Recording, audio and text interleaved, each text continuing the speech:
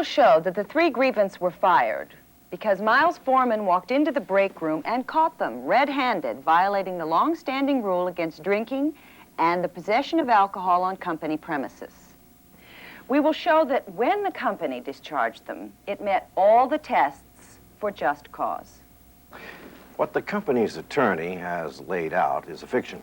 Didn't happen that way at all.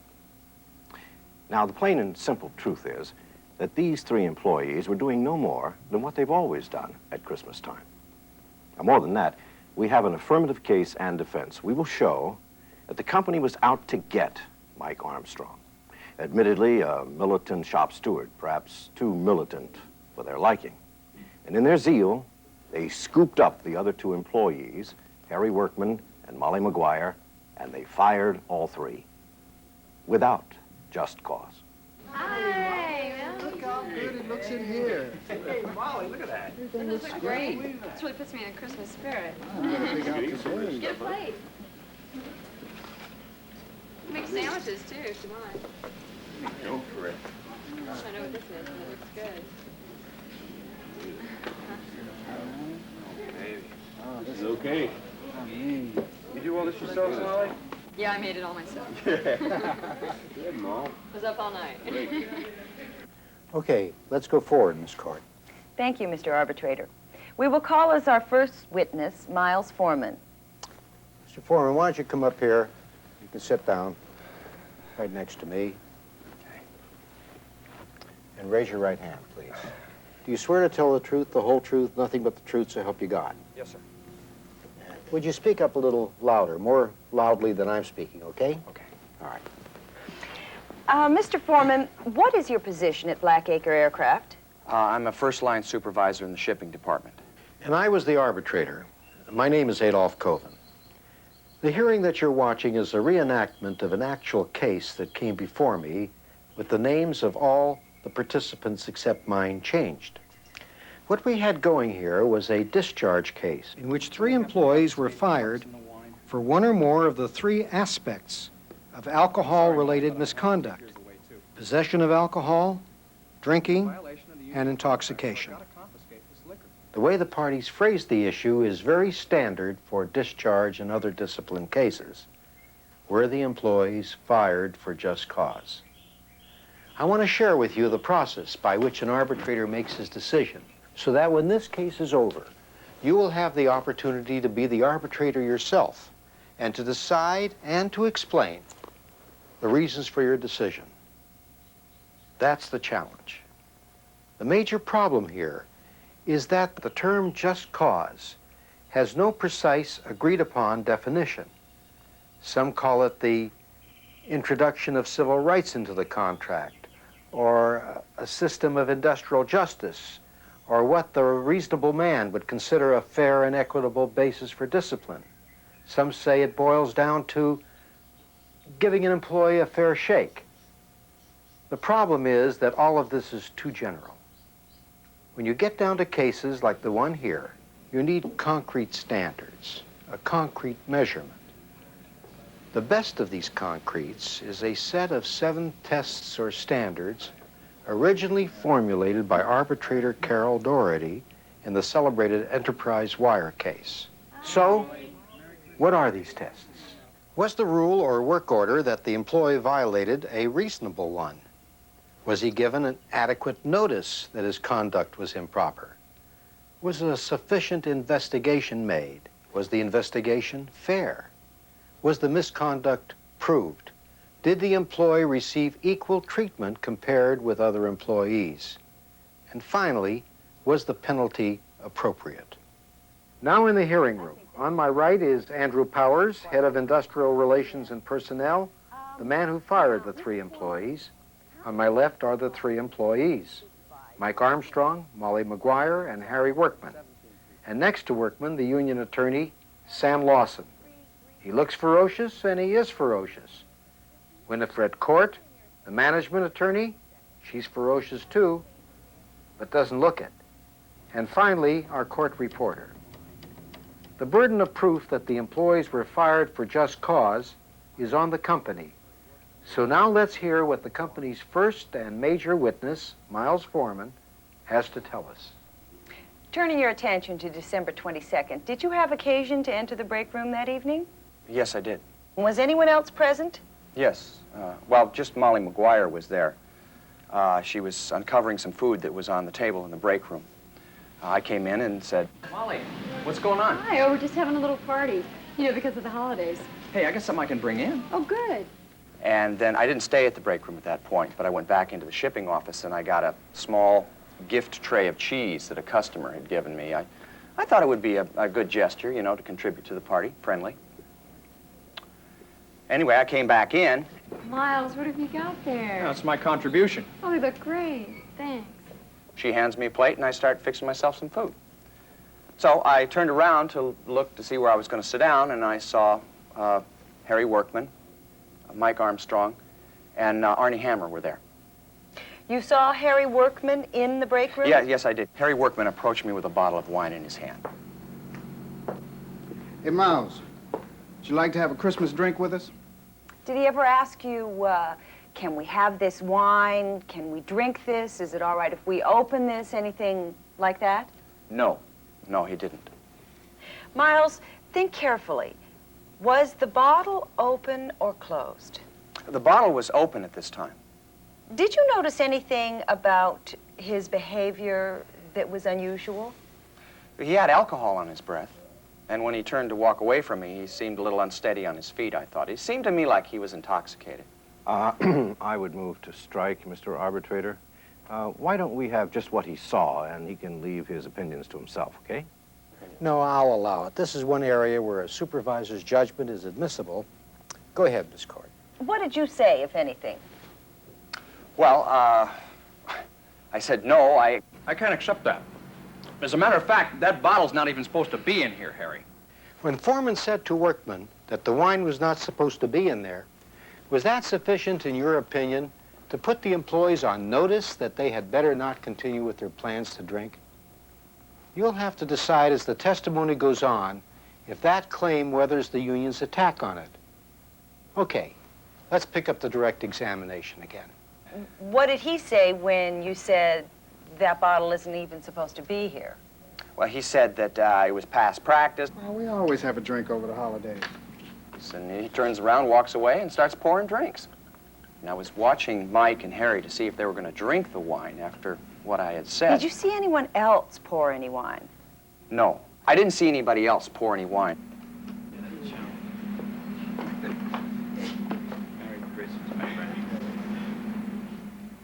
Molly was behind me, and she came around with a cup in her hand, so I assumed that she had poured some wine. She went over the table, sat down, and started watching the game. Mike Armstrong and Harry Workman were observed taking a drink of wine. Were observed? Who observed what? Either you saw them or you didn't, Mr. Foreman. Oh, okay, I mean, I saw them. Fine. And then I decided that there was time that I put a stop to it. What did you do or say when you saw them do that? Well, I put my plate down, picked up the bottle of wine, walked over to the table, and started picking up the cups off the table. I'm going to have to confiscate the cups and the wine. I'm going to have to take yours away, too, Molly. And what did you do next? And I picked up the cups and took the wine back to my shipping office and called my supervisor, Chuck Masters. Is Chuck there, please? Okay, I'll wait. Did you talk to any of the 3 employees? Workman and Armstrong came into the office while I was telling Chuck. Come down here right away. Well, Mike Armstrong, Harry Workman, and Molly McGuire were in the break room with a bottle of wine when I came in. I want to talk to Chuck. Okay. All right. I'll tell him to wait here until you get here. Bye-bye. Hey, what is this? I got a right to talk to Chuck. You can talk to him when he comes in. There's booze all over the place, Miles. I demand you make a search right now. And then Workman, he starts hollering, too, getting real belligerent. And he says, Don't you know, Miles, there is nothing in the contract to cover this? Mr. Workman, that is not true. and I put it down, and he says, never mind, that's okay. I know what's in there. And he backs off. Okay. Did Chuck Masters arrive at the plant?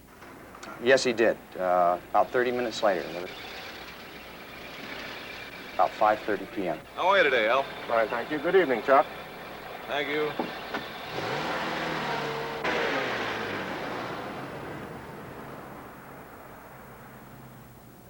Well, What, if anything, did Chuck Master say to any of the three employees?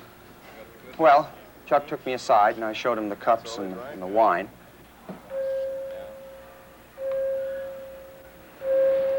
And he told me that he had called Mr. Powers, and I assumed that Mr. Powers had told Chuck to tell them to... You three will have to punch out and report back here for work on Tuesday at 11 o'clock. Mr. Powers will see you then.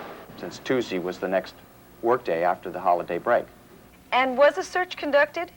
Yes, by Mr. Powers and another union steward, Joe Brothers, I think his name is. Do you know where they checked? They checked the lockers, the break rooms, the model room. Did they find anything? Not as far as I know. I have no further questions. All right, Mr. Lawson, you may cross-examine. Now, Mr. Foreman, how long did you say that you'd been employed at Blackacre Aircraft before this incident took place? I didn't say. Mr. Foreman, let's not play games, okay? Not here. Now, how long had it been? 6 weeks.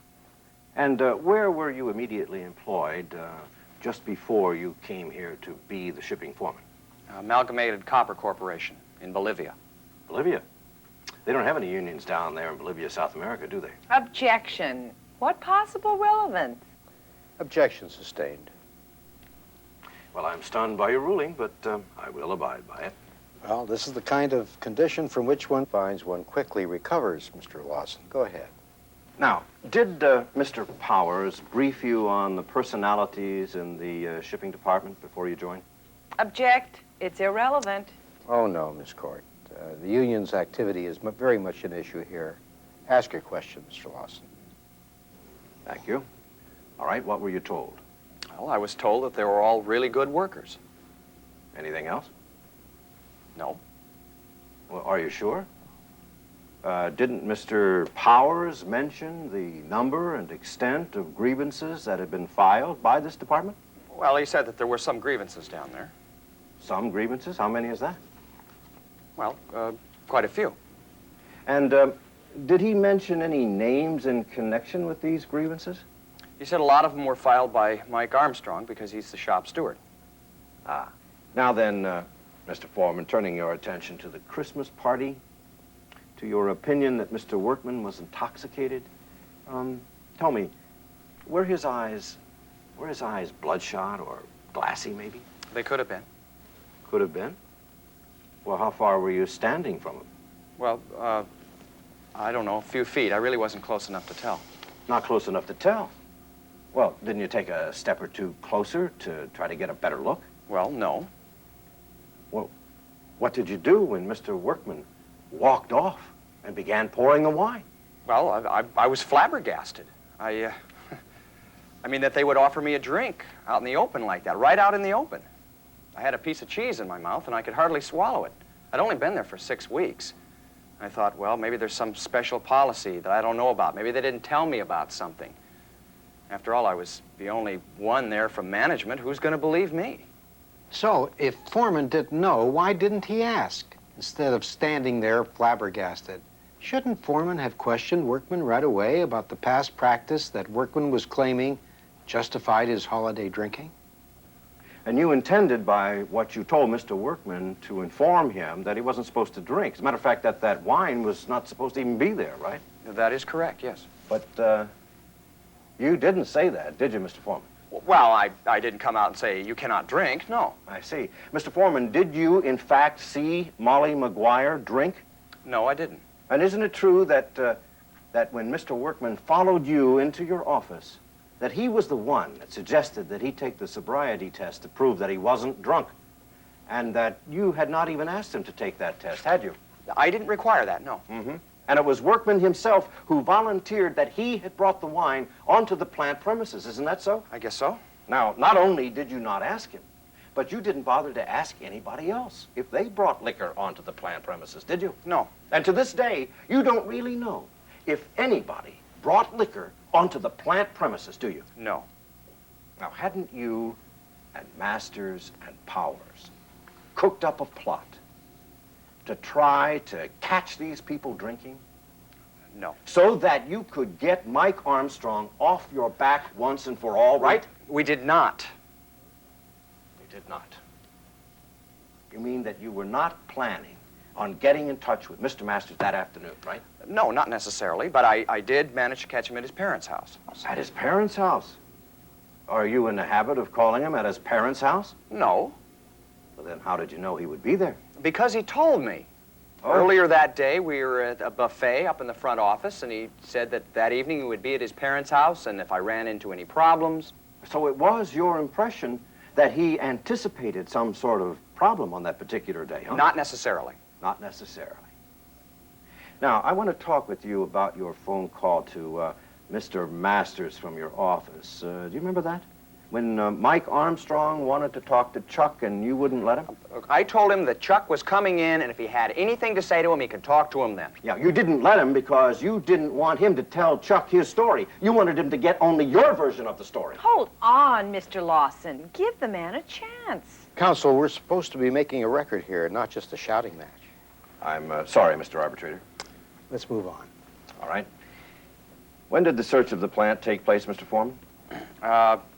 As soon as Mr. Powers arrived, that would be 9:30, quarter to 10. 9:30. That was about 4 hours after Mike Armstrong asked for the search. That'd be plenty of time for the company to make sure that there was nothing to be found, right? Objection. That's argumentative.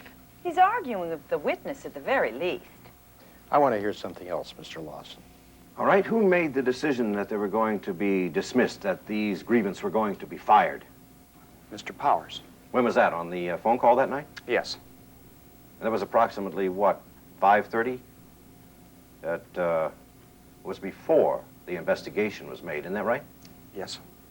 Did Mr. Masters tell Mr. Powers the names of the people drinking on the premises? Yes. I see. So he knew that Mike Armstrong was involved at that time. I guess you could say that, yeah.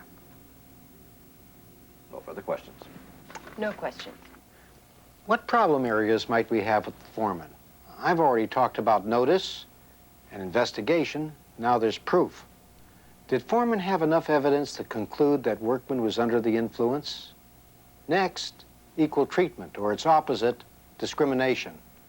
Apparently, the union's theory was that the real reason for the grievance discharges was not their drinking, but the company's desire to get rid of Mike Armstrong because of his militant union activities. Did Lawson succeed in getting any evidence for that theory out of Miles Foreman? Raise your right hand, please.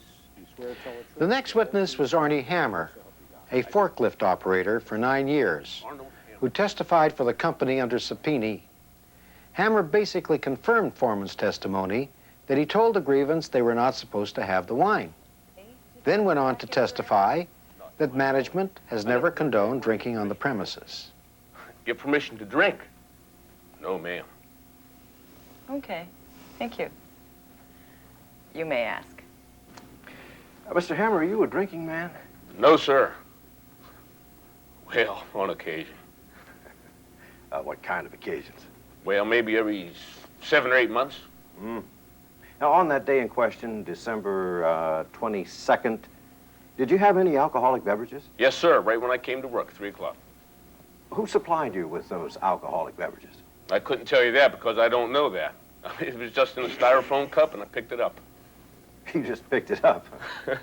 There it was, abandoned, and you just picked it up. Yes, it was just sitting there on the table in the break room when I came in. What kind of alcoholic beverages did you have, Mr. Hammer? I believe it's whiskey. Who else was present? Well, the first shift and the swing shift were both there. Say 7 guys on the days and 6 of us on nights. Were there any other cups of whiskey sitting around? Uh-huh. Now, going now to the party, Mr. Hammer, later on in the day, was the wine already opened up when Mr. Foreman arrived?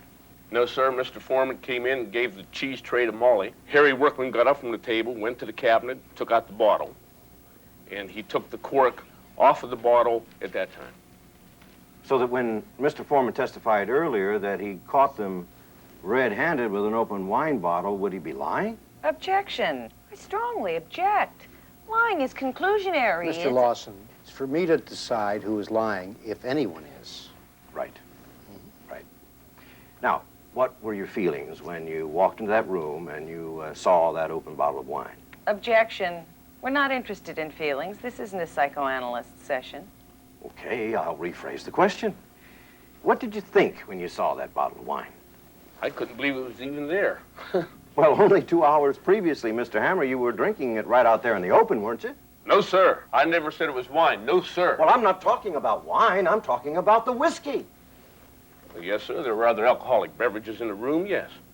So I can't understand why you're so surprised when the wine was there. Well, with the break and everything like that, I didn't think they'd bring it out in the break room. I didn't even know it was there till I came in. But the whiskey was in the break room when you got there, wasn't it? Yes, sir. Mr. Hammer, you didn't see anybody drink any wine, did you? No. And you didn't see anybody pour any wine, did you? No, I was reading my racing form. That's all. Just to summarize, Mr. Hammer, what you're trying to say is that you've never been present when any personnel have been drinking, and supervisory personnel were also present. Is that correct? That's right. Yes, ma'am. Do you feel you would have been fired if you'd been caught taking that sip of whiskey? I would have. Yes, ma'am. Okay. Thank you. That's all. The next witness was Florence Kraft, the assistant personnel manager, who had been with the company longer than any other employee. You've never heard of any management supervisors at Blackacre condoning the use of alcohol? Absolutely not. And does the policy change around the holidays? By that I mean, are the rules strictly enforced? Right. What makes you so sure? When we have these parties, our supervisor, Ogden King, used to go around smelling glasses just to make sure the punch wasn't spiked, you know. Thank you. What the company got from Hammer then was evidence that the company passed the equal treatment test because he didn't know of any supervisors who saw drinking going on. But on equal treatment, the union got something from Arnie Hammer, too, that an awful lot of drinking went on earlier that same day. Further, on equal treatment, why then were these 3 employees suddenly singled out and fired for it? To get Armstrong, that's why. We'll have to see if that washes. As for Kraft, the company used Kraft to show that instead of turning a blind eye to employee drinking, management has made efforts to enforce the no alcohol rule. We call the personnel director, Andy Powers, as an adverse witness. Please come forward and be seated. Raise your right hand. Swear to tell the truth, the whole truth, nothing but the truth, so help you God. I do. And your name? Andrew Powers. In arbitration, it is not unusual to call witnesses from the other side. Powers testified that he instructed his supervisors to check the premises vigilantly for alcohol, but agreed that despite their efforts, no one except the 3 grievance had ever been caught drinking because everybody else took the message more seriously. Lawson then moved on to the evening of the Christmas party. When Mr. Masters called you at home, what did you tell him to do? I told him I'd get down there around 9. He should tell the 3 employees to clock out.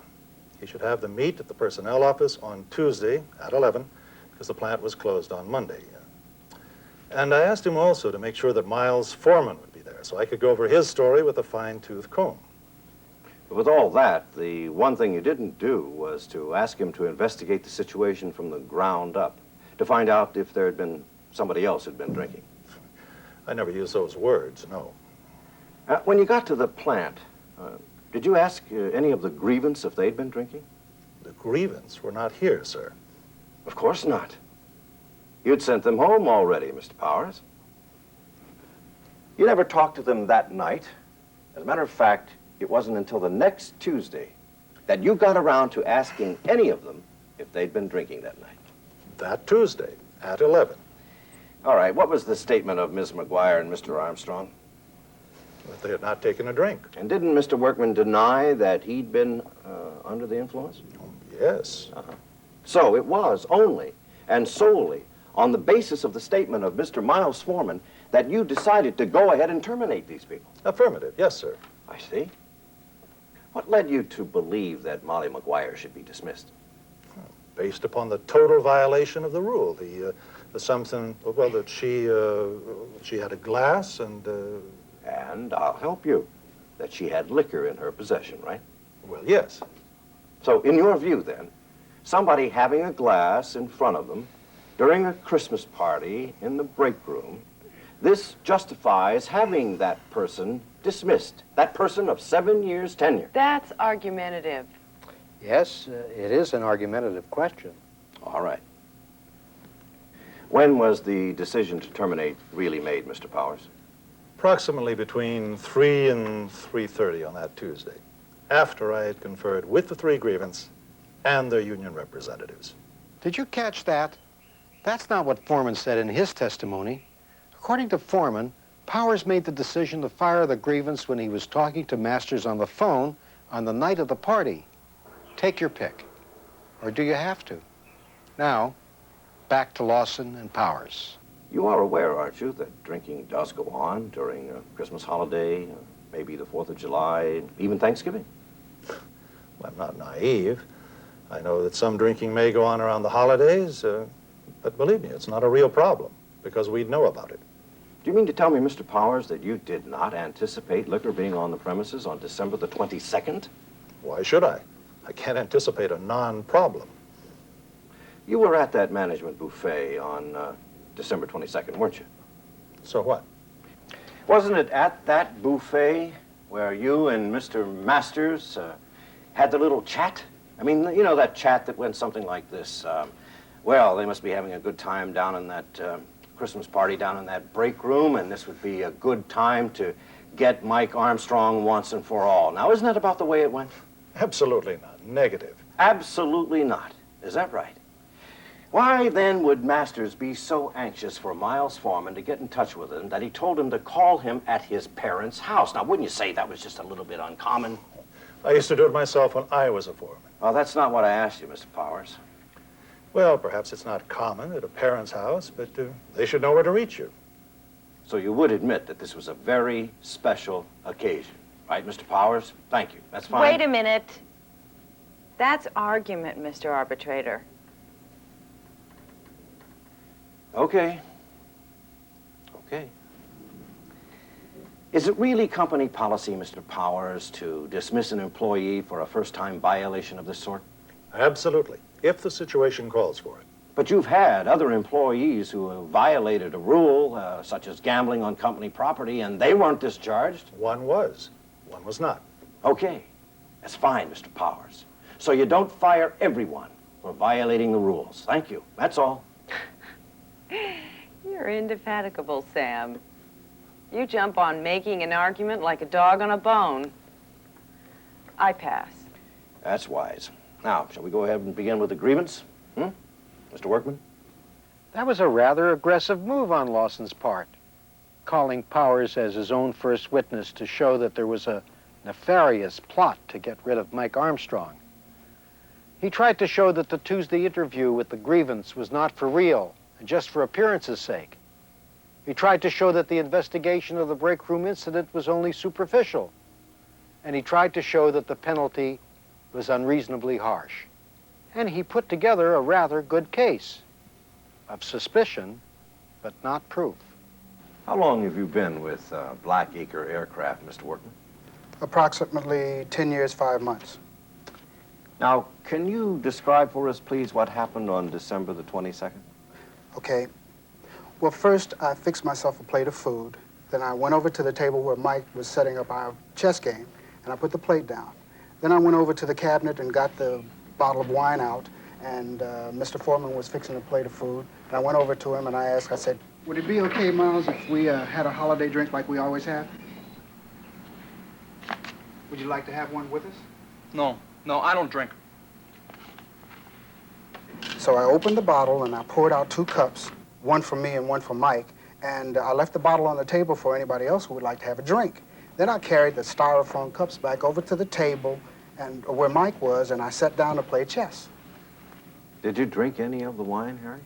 Well, a sip or two, and then Mr. Foreman came over and said, I'm gonna have to confiscate the wine. You're kidding. I'm gonna have to take your cup away from you, too. and then he just turned around, walked out of the break room carrying the bottle and the cups, and went into the shipping office. Had you had anything at all to drink before you had that sip or two of wine, Harry? Well, coffee when I came on, that was it. Mr. Foreman told us this morning that you weren't too steady.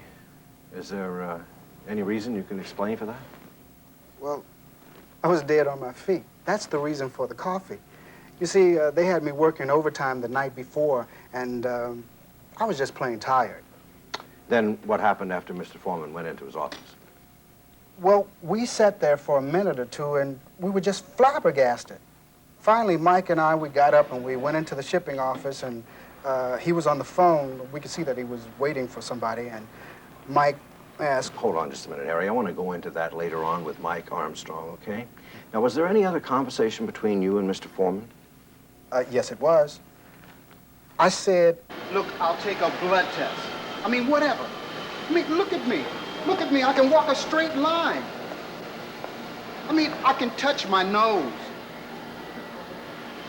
I'll take a breathalyzer. That won't be necessary.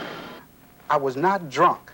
Now, have you seen any supervisory personnel drinking on the premises of Blackacre Aircraft with the employees? I sure have. Could you enumerate those instances, please? Well, it used to be that we just went into the men's room and drank. Well, okay, there was Alex Fortune. He was here before Foreman, and we would be in there standing around a little bowl just pouring drinks. This was on Christmas Eve, I think it was. And then there was Matt Friendly. He was over Alex Fortune. And on hot days, this was in the summertime, I used to bring in a gallon thermos of beer, and Matt was certainly aware of it, and he would consume it with my permission. Well, I don't mean that he consumed the whole deal, but I do mean that he helped us drink it. And that was on company premises? This was right out on the loading dock. And when the supervisors were not present, Harry, in your view, could the drinking have gone on without their knowing it? Oh, no, sir. Supervision must have known what was going on. That's fine. You may cross-examine. Mr. Workman, you testified that you drank with your supervisor, Alex Fortune. He isn't still at Blackacre, is he? No, he retired about 6 years ago, I think. And Matt Friendly, what about him? Well, Matt's dead now. And approximately how long ago was that? About 6 or 7 years, I guess. So, isn't it a fact that all of these examples that you gave us about drinking in the men's room and beer in the summers, all of it happened about 6 or 7 years ago? Yes, ma'am. And since 6 or 7 years, can you name one supervisor who's given you permission to drink or had a drink with you since then? Well, I can't say that I can, but I do know that they know. So as far as you're concerned, it's completely condoned, is that correct? Yeah. Then why did you ask Mr. Foreman if it was okay to drink the alcohol that you brought in that day? Because he was a new foreman, and I didn't know what his feelings were. And you also didn't know if he knew the rules, right? No, I didn't know if he knew the rules or not. So you just thought you'd chance it and bring it in, right? Because it was being condoned. If it was being condoned, why would you bring beer in a thermos rather than a can? Stay cold. I mean, we didn't have a refrigerator at that time. So I brought it in and I put ice in it, and I would leave it in the shipping office because it was air conditioned, and it would stay cooler. So what you're saying is you'd put beer with ice in it in a thermos? Why not? And you drink beer with ice in it? Well, sure, I do it now. So, if you had a bottle or something, you wouldn't have minded showing it to management because they condoned it, right? Well, I would have to work around them first. Oh, you'd have to work around them?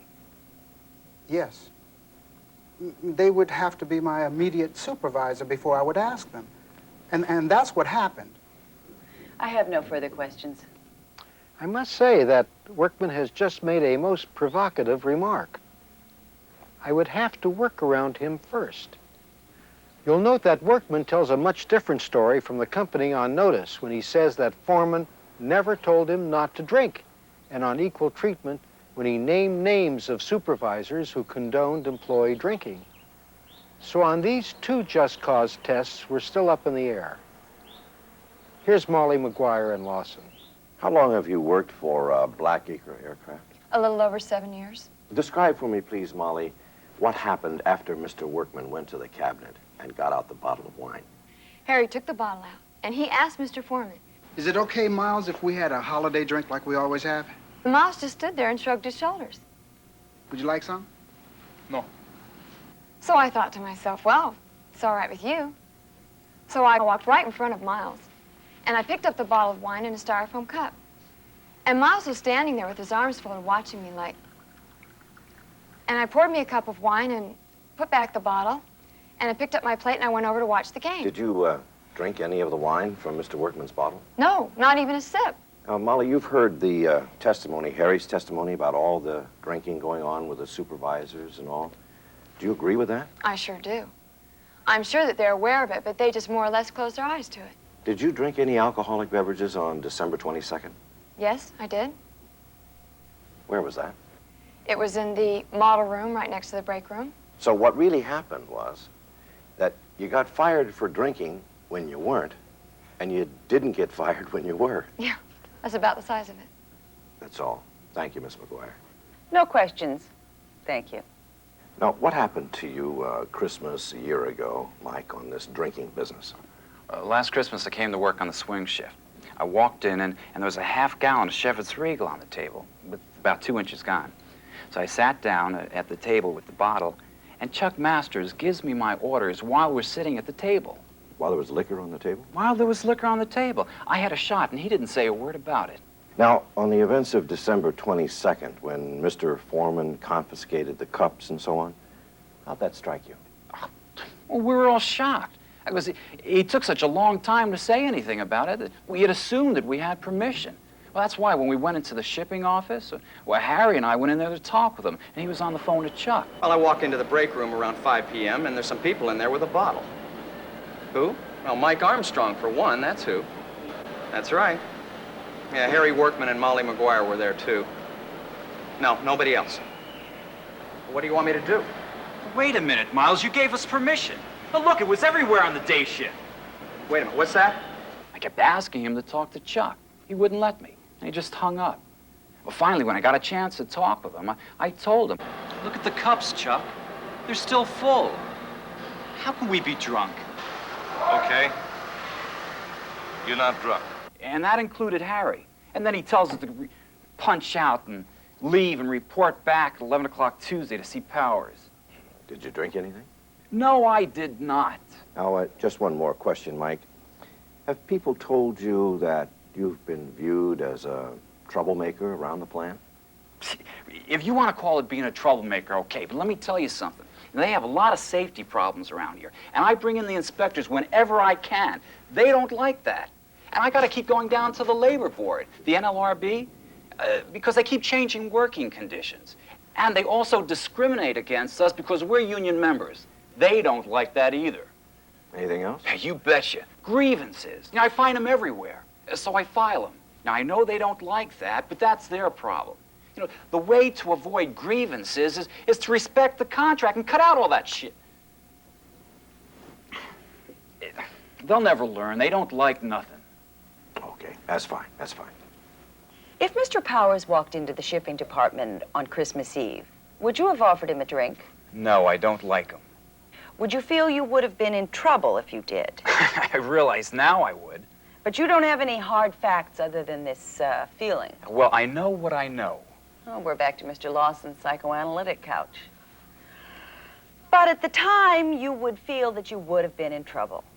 If I was sitting there having a drink with a foreman and he walked... walked... No. I don't mean a foreman. I mean if he walked through. If someone from upper management had walked through and you had a drink, would you have offered him one? Upper management? I doubt it. I seriously doubt it. Why? Because you don't like them? I don't like any of them. I don't know what they do, and I don't feel they like me either. You don't know what they do, so you feel that they might bust you? I feel they might bust me if I trip over my feet. But you don't have any specific facts other than this feeling. I know they might bust me. You don't have to go to Egypt to know there are pyramids there. Has Chuck Masters ever condoned your drinking? I saw it once. He didn't do anything about it. Are you sure he actually saw you take a drink? There was a half bottle of Chivas on the table. I sat at the table with a glass in front of me. He even handed me my work assignments. Now, I don't figure he's a complete fool. Mr. Armstrong, wasn't that glass really a styrofoam cup like one of these here? I don't remember now. So in other words, what you're saying is you're not exactly sure that Masters actually knew that you had alcohol. I think it's a logical assumption he knew. I can't say that he didn't. He must have known. So in other words, it's your opinion, right? Yeah. Yeah, probably is. That's all anything is. Okay. Now, you said that Powers and you don't get along, right? If Powers had been walking through and another employee offered him a drink, do you think he would have been busted too? I think whoever probably would have gotten a reprimand. Well, why would he be reprimanded if it was condoned? I'm saying it's condoned to a degree. He surely wouldn't have got fired like I was. Nothing further.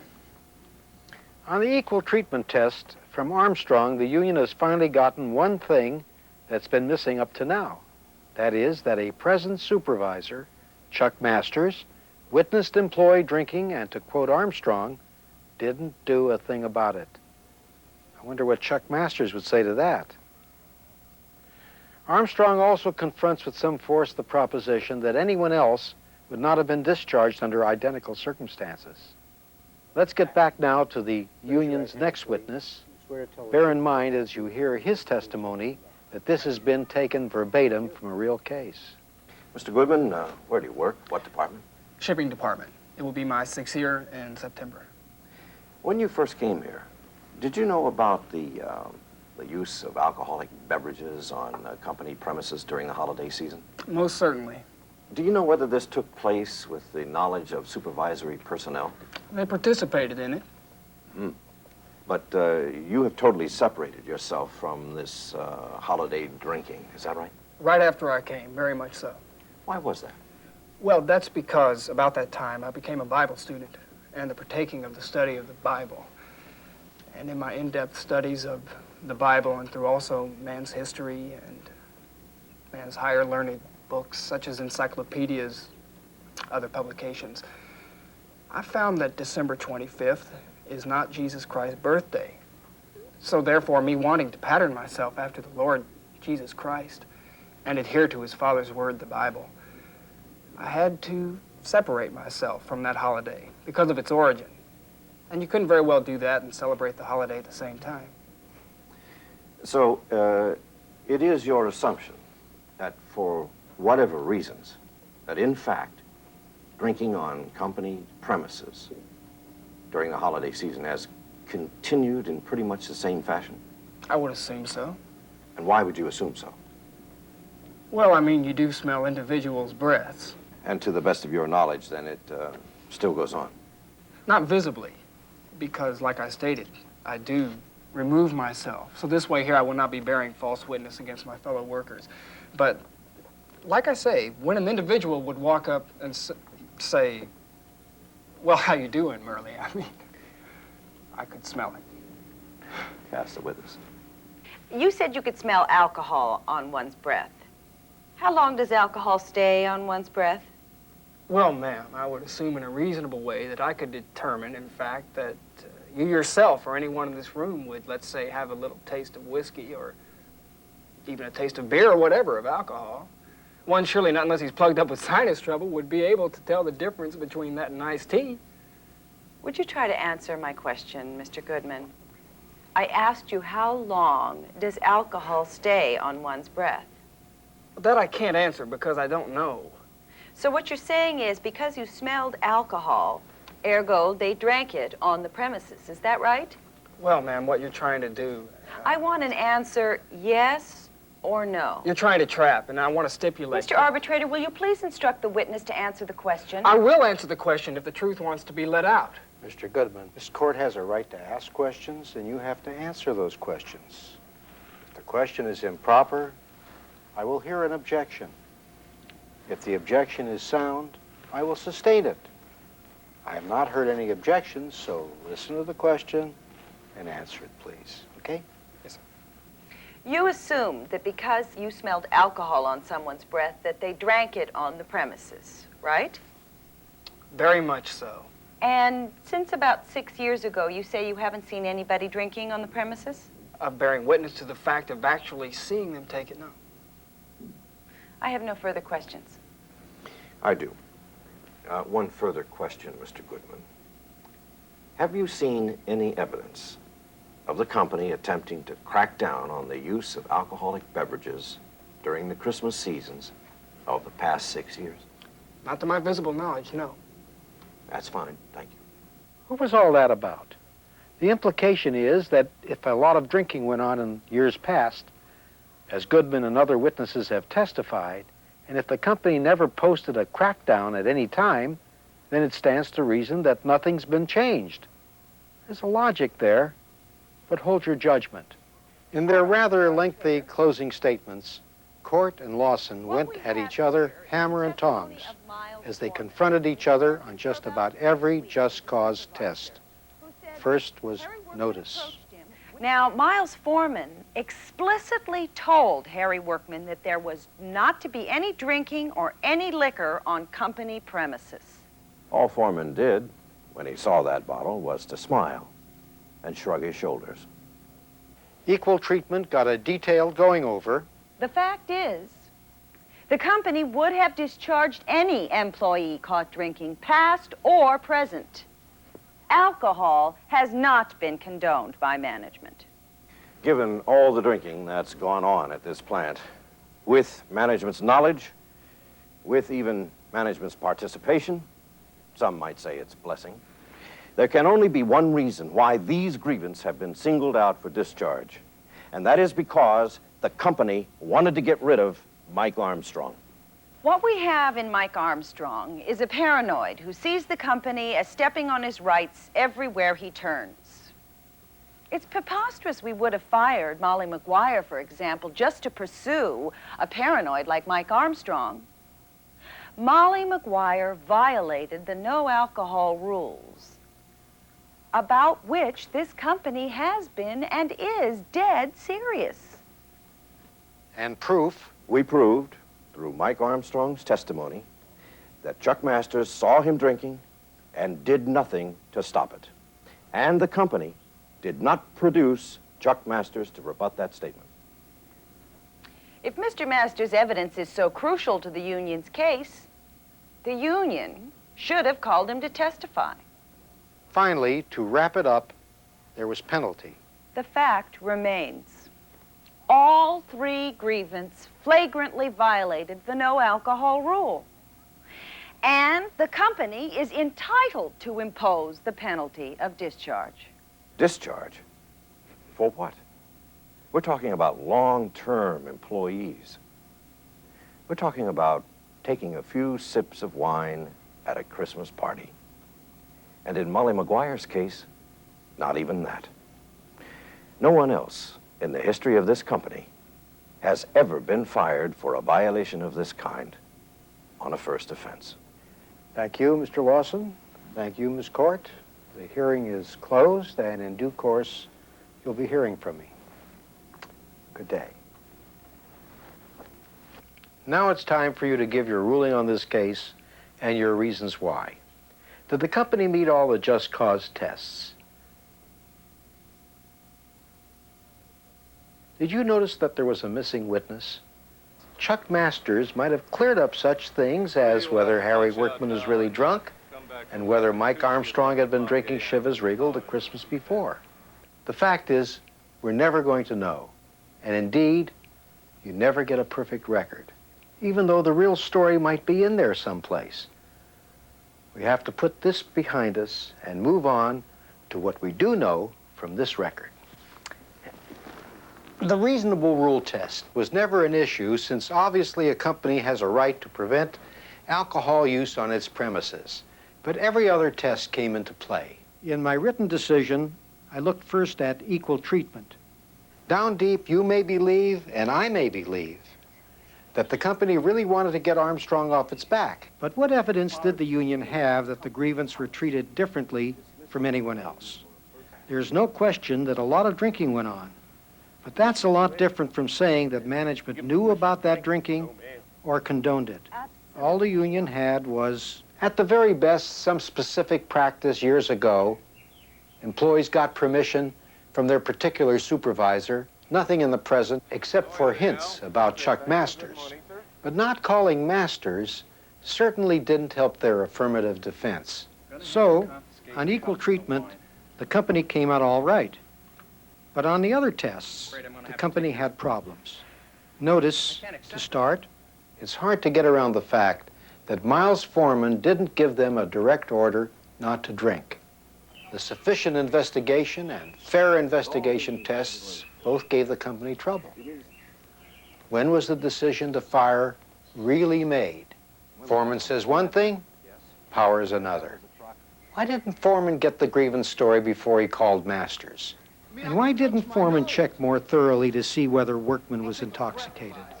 Then proof. For Molly McGuire, Proof was no problem, since she admitted being in possession of a glass of wine. and I credited Foreman when he said he saw Armstrong drinking.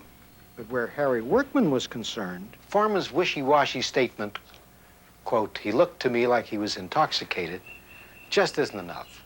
And what we are left with is that Harry admitted to drinking and bringing in the wine, which is not as serious. for those offenses, especially for long service employees, the penalty of discharge was too harsh. And so for all these reasons, as I explained in my opinion, there was no just cause, and the 3 grievance were reinstated with lesser penalties. For Molly McGuire, a reprimand.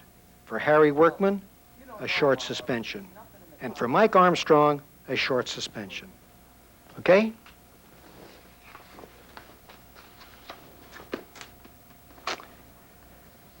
Why didn't they call Chuck Masters? Florence, how long have you been employed at Blackacre Aircraft? Almost 15 years now. I gotta get old Miles playing Santa Claus. Yeah. Got the goods on?